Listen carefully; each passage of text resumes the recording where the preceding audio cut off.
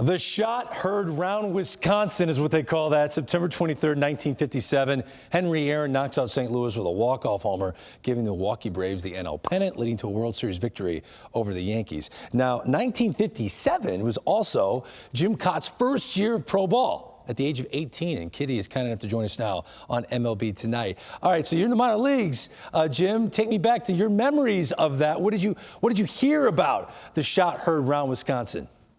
Well, I listened to the game. Wow. Holy smokes. Blaine Walsh and Earl Gillespie were doing the Braves games, and kid from the Midwest, Henry Aaron, was my favorite position player. And, of course, I knew the Braves, you know, they had a championship team with Covington and Matthews and Spahn and all those guys. So I was pretty much a fan of Henry as a position player. So I was listening to that Braves game when they won the pennant. Well, Kitty, you got to explain that to me. Henry Aaron is your favorite position player at that age. Tell me why. Had you met him at that point?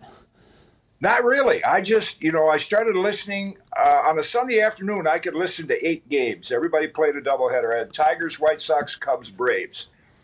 And when the Braves moved there and they were doing well, I just, for some reason, took a liking.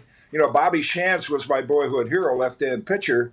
And I liked the Philadelphia Athletics, but I really took a liking to Henry and the Braves. I didn't particularly care for the Cubs or the White Sox or the Tigers.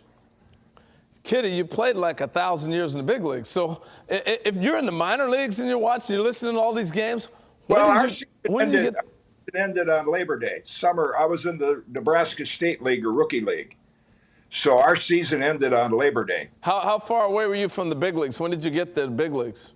I got there in August of '59. So 2 years later. Yeah. So did you ever face Hank Aaron then? Well, I did. I have a couple neat stories. In the '66 All-Star game, we didn't have interleague play.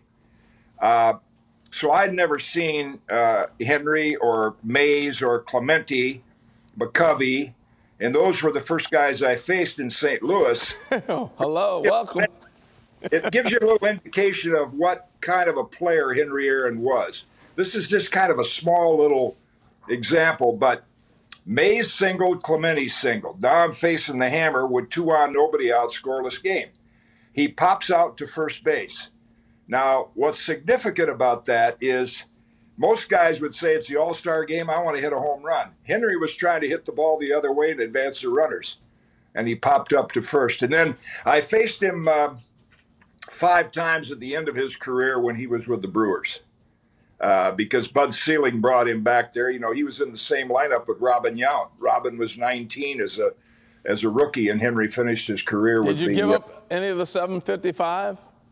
I thought I did, but I asked Lee at our research department. He nicked me for a double and a single in 6 at-bats. Actually, he took called strike 3. It must have been a bright day and he didn't see the ball or something. But no, he never hit a home run. But I'll tell you, one of my real thrills was he and Harmon Killebrew were so close. They had such a mutual admiration society for each other, and they're similar. They're both humble, understated. And so I was one of the speakers at Harmon's memorial service, and I'm sitting right next to Henry Aaron. And I'm looking out into space at Tiger Field, and I said, man, if my dad could see me now, I'm sitting next to the hammer, Henry Aaron. He was one player of all the Hall of Famers I met, played against, played with.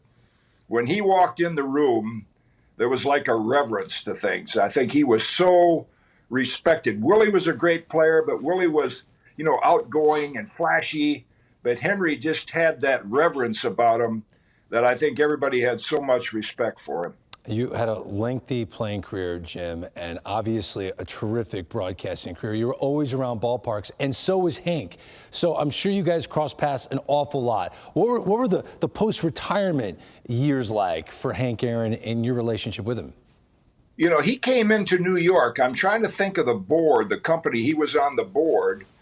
And he would come into New York when I was doing Yankee games, and we'd get him on the air for, a half an inning or so, talking about what he was there for, and then, talking about his career as well. So I did cross paths with him, and then every year I went to the induction a lot of my teammates, Bruce Sutter and Harmon in those days. And then, a little later, Schmitty and guys like that. And Henry came for a while. He hadn't been coming the last couple of years. So we crossed paths occasionally in those circumstances as well. Jim Kaat, thank you so much for joining us to remember the great Hank Aaron. We really appreciate it. My pleasure. Thank you. All right.